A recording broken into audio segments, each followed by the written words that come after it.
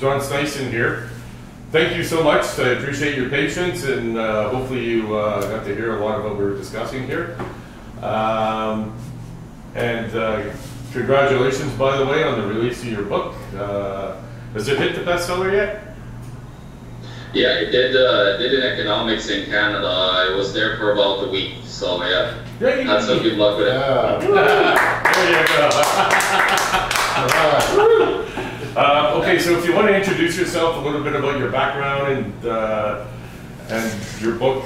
Okay, go ahead.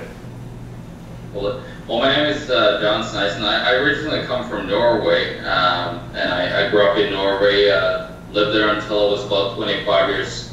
I kind of seen, you know, what people love about Norway, about socialism and all this. I kind of seen it from an opposite view of how I had to deal with it, being, you know, a person that worked and lived in Norway, and especially with my family and everything. So I definitely have seen the other side. I used to be heavily like for the socialist economy until I kind of saw another point of view, which was more libertarian, type of leading smaller government, talking about that, and I said, like, wow, this is incredible. Like, I could not having, you know, 40–50% of my income taken. So I started in 2008. I went to a conference in the United States where a guy called Robert Kiyosaki was speaking. And he was talking about part of what Alex Newman is going to talk about with financial education being completely gone from the schools. So that's how I kind of had a little bit of a wake-up call there. I started to look into more books. I got into the economics and money side of things to understand how the Canadian dollar and my local Norwegian krona and all that works.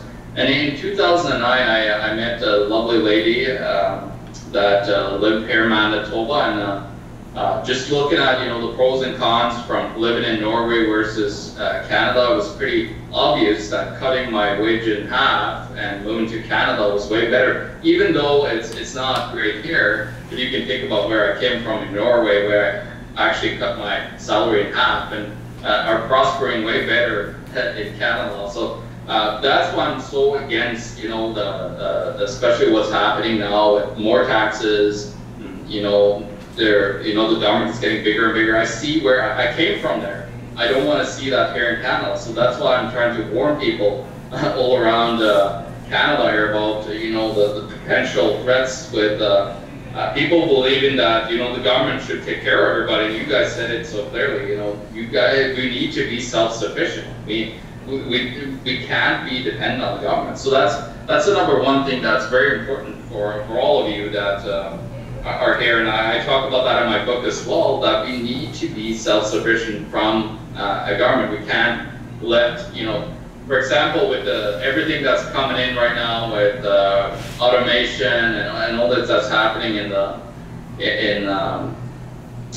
in different sectors in the economy, what happens is, you know, people are going to lose their jobs, but then they're talking about universal basic income. So they're just going to, you know, you lose your job, but the government will give you money. But the problem, when the government gives you money, well, you're kind of the government's slave. So let's say that they said, oh, you know, I don't want to, you know, give you that money. They're going to implement austerity like they did in Europe, all over European countries. What we've seen there is, of course, they had enough people that were dependent. So now, as they take away some of your money, you're more desperate to, you know, like do whatever the government tells you to do. So that's one of the things that are very important to understand when it comes to what the Liberal government does here in Canada, and any government. I'm not saying just the Liberals. I've seen it on the progressive Conservatives too. Like, they're all socialist kind of leaning, where they want, like, government controlling things about our society. So that's a big warning there. But let me get into my book. So my book, of course, it's called Canada, the Greatest Economy in the World. And what's interesting about that, I have a question mark on it, because way too many economists, politicians are going around the world touting how fantastic Canada is. And there's been articles, and actually what prompted me to write this book was an article that said that, is Canada the new Switzerland? Because they believe that the banks are so solid here, the economy is very strong. Well, actually, Switzerland right now is really suffering. They have negative interest rates in Switzerland, and people are actually hiding cash in storage vaults around in Switzerland because the banks are actually charging you to borrow them their money. When you put your money into the bank, you don't own that money, so you borrow it to the bank, and they actually charge you for borrowing them the money, which is completely insane. So that's what was coming here. Yeah, so that's what's coming. So in my book, I talk about 12 different topics on the Canadian economy. I talk about how our banks are very over-leveraged, and I talk about some hidden things that happened in 2008 where they said, oh, Canadian banks weren't bailed out, they're all safe. Well, actually, the Canadian banks received about $140 billion from the TARP fund in the United States, the Troubled Asset Relief Fund that they had there, which they bailed out, American banks with. Well, they bailed out international banks and Canadian banks. So the banks actually took a massive hit, which nobody has told us at all about in the news media and so on. So I talk about how the banks are not as solid as we're getting told. There's a lot of risk there. They're heavily over leveraged. And banks here in Canada doesn't have to have reserves really to protect the bank depositors. They actually can have what's called a zero reserve policy, which means that they don't even have to have anything to borrow money. They could just borrow out millions of dollars, and they don't have to have anything backing that.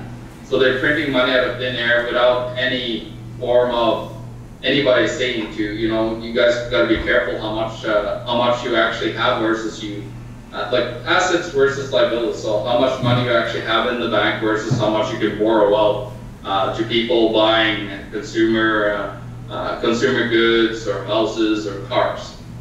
So that's a huge number one. Then, of course, with the banks, what happened in 2013 in Cyprus was something called a bail-in. Now, bail-in, I talk about bail-in because in Canada, we have something called the bail-in regime that might be put in place when the banks are failing here. So what it says, and it's in the budget of 2016, it started in 2013, they implemented in 2013 here in Canada. And what happened was they are saying that the too big to fail banks, they don't mention names, but I can assume, for sure the big, TD, BMO, RBC, the big banks, they will get bailed in if they have a credit crisis. So what that means, instead of, the bailout that they had in the United States, where they took the taxpayers' money to save the banks, well, what's going to happen is they're going to take your money in the bank instead. So you thought you had money in the bank that was safe with the bank. Well, the problem is what they're going to do is they're going to take that money and take a certain amount of it. Now, from going to bail-in, I want to touch upon what's called deposit insurance when you have money in the bank. Well, if I could just, just jump in here, just before you move away from Cyprus here, because, there was chaos. They were limited because there was a run on the bank once they saw that happening. And people were like, I think it was like $20 they were allowed to take out every day to get through. Yeah, that's capital controls. It's called capital controls. They put that in place in order to limit people from what's called taking out too much money, which is called a bank run. And a bank run has happened millions of times, almost 1,000 times throughout history, where the bank, you thought that they had all your money that they promised you. Well, the problem is they don't have all that cash on hand. So when X amount of people comes en masse starting to withdraw money from the bank, well, the bank is not going to have all that cash that they said that they had. And that there you have a bank run, and then the bank goes bankrupt. So that's how that is. And with the bail-ins, when they actually take apart, and they did it in Cyprus, they took apart, no matter if you thought your money was insured, under 100,000, they said that it's insured under the Canada Deposit Insurance Corporation. Well, I looked at the numbers, and 0.39% of all deposits under 100,000 is insured. So if you have a major bank going bust, that is around 5 to 10% of the total deposits under 100,000 that's protected there. Well, the problem is that bail-in, you're not safe. So people thought that their money was safe. Oh, we got the Canada Deposit Insurance Corporation saving our money because we don't have anything to worry about. Well, what happened in Cyprus was that people that had under that 100,000, a little bit of money in the bank, well, they lost their between 6.7 to 10% of their deposits, just wiped out overnight from just saving the banks. That was bankrupt. The bank was completely bankrupt. So they also talk about. Yeah. Well, it was what's his name there, the one that croaked their former finance minister, that changed the when it was heartbreak. They changed the laws for bank. Yeah, so that that now law applies here to Canada. It didn't before though, right? No, it started in 2013. Harper instituted the bail-in legislation. Then, of course, every year after that, it was instituted again. And of course, the Trudeau administration in 2016 and 17 now, they just renewed that whole bail-in legislation. So it's still there. And nobody knows about this, that could actually happen. And it happened in Cyprus that people thought they had saved money and it disappeared out of their bank account. So it's a lot of risk there. I talk about how, of course, a central bank, the Bank of Canada, how they are causing the bubbles like you have in Vancouver with your housing market. The thing is, what happens is when you lower interest rates, people will borrow money because it's cheaper to borrow that money. The interest rate is the cost of you borrowing money. The problem is when you lower it, what they want to do is they want people to feel wealthy. So people goes out and buy a house because now they can afford it because they couldn't before because the interest rate was too high. Well, the problem is that interest rate is never going to stay low. It always goes up again. And what you see in Canada just recently started, actually they hiked their interest rates. And here in Manitoba, our local governments are saying that, if they go up to 1% more, if they actually hike the interest rates 1% more, we are not going to be able to afford paying just the interest, not even the principal, actually paying the money down. They're just paying the interest on it, and they can't afford that when they go 1% up. So there's a lot of risk, a huge risk when it comes to the debt, and especially when people are in it. What you got to be aware of is consumer debt, any debt on things that won't make you money, like a business or something in that tune, is very risky because you're just borrowing money and then you're hoping that and praying that you either have your job at the end of the day because you have economic problems on that end. So what happens is people suddenly, when you have a downturn in the economy, well, you have a lot of money that needs to get paid that is not going to get paid, and then you have a collapse in the economy.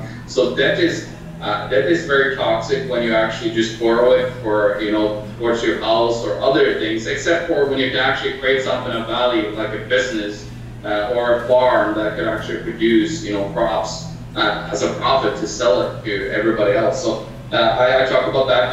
Canada is actually the 6th highest privately indebted nation in the world. We're the number 1 in the G20 of countries. So Canada is at high risk when it comes to a high level of debt. We're really suffering from that. So I talked a lot about that. If I could just jump in here, John. Yeah. The one thing, I'm sure you probably got it included in the book too here, is when Papa Trudeau there stopped borrowing from the Bank of Canada, which was at 0% interest rate, right? Yeah. And so they didn't have that. So also what they did was to get around, when they went to the complete fiat currency system to run what's called Keynesian economics, where you have a deficit spending, so you actually spend more than you actually have in physical income. That's called deficit spending. We see it everywhere, all across Canada, and of course the federal government is doing it. And what they believe is that they could just print money out of thin air in order to, catch the shortfall of money that they don't have from income, from all our taxes that they have to pay. So what happens is, over time, and I've seen this so many times throughout history, I studied monetary history about 1,000 years back. Every time they do this, they end up always spending more money than they have, and at one point they are just, well, I would say they're bankrupt now. They can never pay the debt back that they borrowed, the Canadian government. So what you're seeing is it's just like a slow-going train wreck towards towards that state of bankruptcy, where the Canadian dollar eventually will end up in what I think a hyperinflation, where suddenly the Canadian dollar in a year will go from, you know, being worth, let's say that you buy, let's do an example of apples. You buy a bag of organic apples for, let's say, $6, $7. Well, suddenly in like half a year to 6 months up, suddenly that price is $100,000 for a bag of apples. It's just that the Canadian dollar lost so much value because the government spent so much money and they had to cover that shortfall, and they continuously print money to cover that shortfall. And in 1974, what they did is to get around actually borrowing from the Bank of Canada, because the Bank of Canada is not owned by private corporations like the Federal Reserve is. They actually got around it by borrowing from the private banks, because if they had to go and borrow from Bank of Canada at 0 interest instead of 3%, which they are now, well, they would have to actually ask the Canadian population if it's okay that we spend all this money. And the Canadian population would not just say yes to that. So that is one of the major things that happened in 1974 that it really has caused a lot of issues. And any government, didn't matter if they were blue or red, they always spent that money, because the people that control things are the economists, and they believe in what's called the Keynesian economics that I just described, that, hey, you can just spend as much money as you want, and it doesn't matter. Anytime, you know, you just print money to cover your shortfall, because you were bankrupt, but you can just print money to save yourself. And think about yourself, if any of you guys did that, well, the bank would come knocking on your door and saying, hey, give me all the things that you own. So they're not, and me and Josh, we confronted current finance minister, Bill Monroe, just a year back when the Liberal Convention was in Winnipeg, and we asked him, you know, well, what do you think about all this spending? And he said, well, first of all, he sold off all of the gold, which usually is insurance against like these bad, like fiat currencies, which the Canadian dollar is.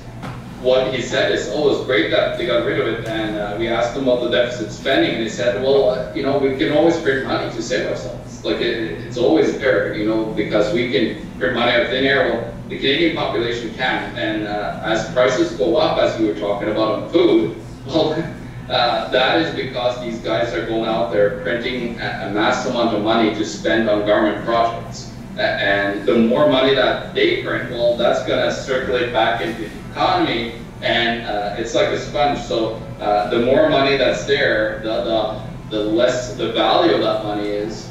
So if you stay on a stagnant wage, let's say it stayed at $24, you know, an hour, and then, you know, inflation goes up every year, well, you're going to be worse and worse off every year, because you have less and less money, because that hidden tax called inflation. Well, and that is the increased amount. John, what do you see as the solution? I mean, I think a lot of social, environmental, economic activists are aware of this. But what's the answer for us from your perspective? Well, my perspective, so I'm what you call a voluntarist. Me and Josh at World Alternative Media, we're volunteers. And what we believe in is that economies, like for example, you guys are in Penticton, I believe, communities can get together and start different types of, they could either use commodities to trade with each other, like for example, you could barter. That's another way to get around the system and get away from using this losing value Canadian dollar. That's a big one. You could start, I have friends here in Winnipeg that are starting up what's called time banking. So you could use your time, you know, as currency. You can share that. And then of course you could just use gold and silver as money as trade. In Texas, for example, they have what they call the Republic of Texas. And there, local businesses and community members are just trading with each other with actually valuable metals that actually have their value. They won't lose it because they have a fixed value no matter what based on their weight. So that is some of the major solutions that you can get away from, of course, today's system of the Canadian dollar. Now, of course, you got to be aware of that in Canada they have legal tender laws forcing you to use the Canadian dollar as the currency when you go buying things in the stores. Well, you don't have to, agree to that. You could start your own, as I said, community, and you guys are doing it. And then just trade it between each other and use local currencies that are not necessarily based on that model and can't lose their value. They're very valuable, like your own time or like precious metals, for example. Just to get around, the failure and the loss of value in the dollars that you are forced to make as income. Those are small-scale, local, individual actions, John. I'm talking about how do we upend or create revolution or reform in the system that is suppressing the 33 million of us, at least in Canada. That's what we're aiming at, is how do we reform this government so that our actions not only enhance our own perspective, but help other people as well. Yeah, no, it's the same thing. It's the same thing on the national scale. You got to implement those things.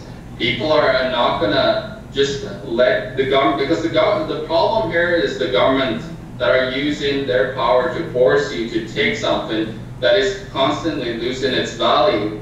And as that happens, well, you're going to be short-handed. So what you need to do is you need to implement these things on local levels everywhere. And that will fix the solution of the problem with the failing Canadian dollar.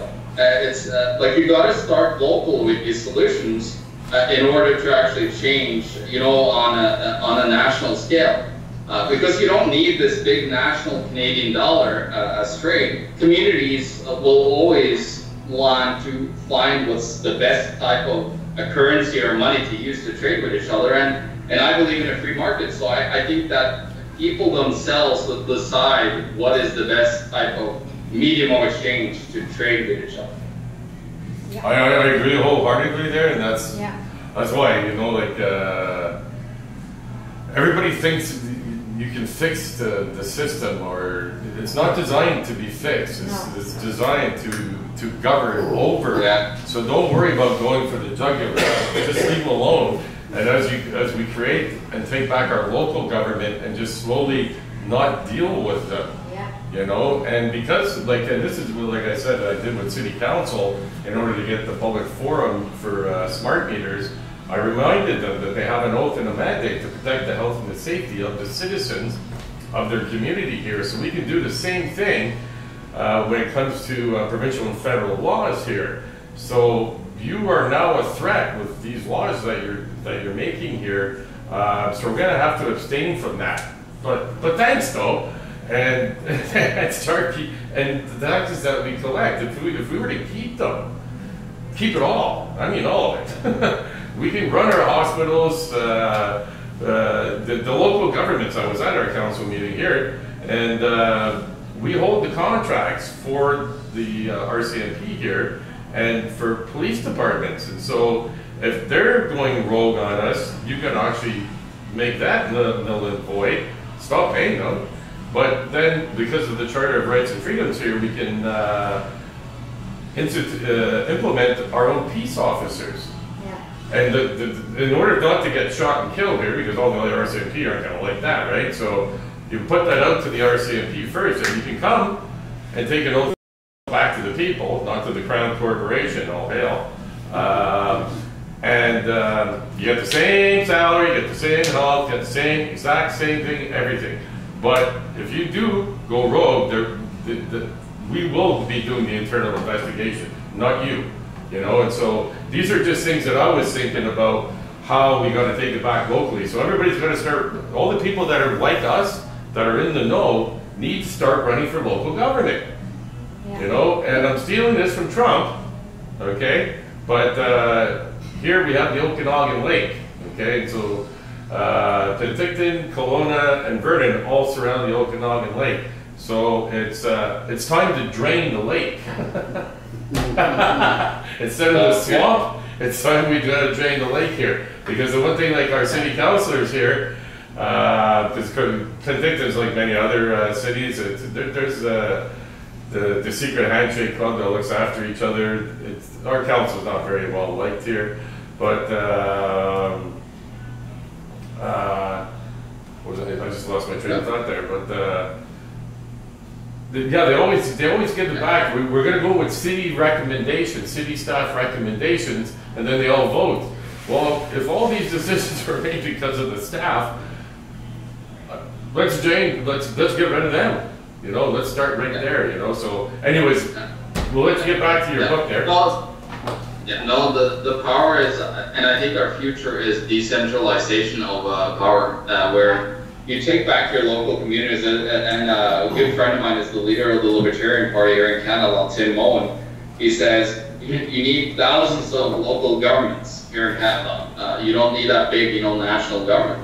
People can take care of their own business on the local level. You don't need to have this massive government oversight, and that's what happens throughout history. Is the central government becomes bigger and bigger and bigger, and never goes down until it collapses in on itself naturally, and then you just have chaos until people just see that, okay, now we're going to start our small governments again. But we get started before that thing happens, and be protected and self-sufficient from the power of the government. And I think that's the future. I think we're headed towards a way, instead of centralization, we're moving to decentralizing everything from money to political power, and it should be coming back to the population, because we are the ones that started the government in the first place.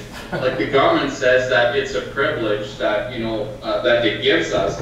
Well, actually, we're born free individuals, and we should be able to do whatever we want as long as we don't regress against anybody else in any form or way. If you live that way, I think we can save civilization, because the way we're heading right now is not a good way, where you see like all this China, Russia, like everybody's kind of like starting to almost want to fight each other over power, and that's the problem. Is that the more power you give, the more power people want, and it's never going to stop there until they have the ultimate power, when people are want the power and have the greed. So yeah, I think that's about it from my book.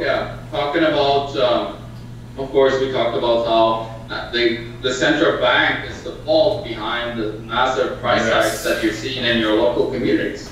So we need to decentralize everything, and of course in my book, you can find it on Amazon right now. It's called Canada, the Greatest Economy in the World, The Facts You're Not Being Told About Your Money, and How to Protect Yourself from the Coming Crisis. So it's just an overview book, which actually has all the things that's going on, where the future is heading if you don't stop it.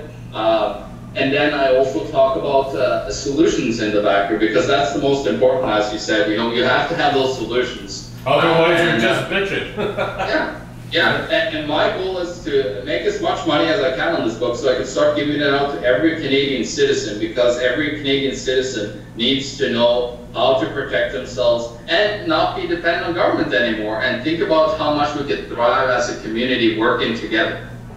Well, feel free if you want to invest with the greenhouses over here.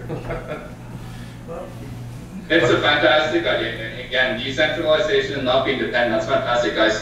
It's good to hear that you guys are doing great there, and I'm very excited to be on any time you guys want me to talk again. So again, have a great time there. Unfortunately, I gotta get going, guys, but it was fantastic being on. I really enjoyed it, and Alex, I know you have a lot of great things to tell them about the school system and everything. So good luck. I'm sorry that I can't listen to you, but I know you have a very great. I listened to your presentation several times. So good luck, Alex, and we'll talk soon, guys. Thanks for John. Thank you. Thank you. Thank you.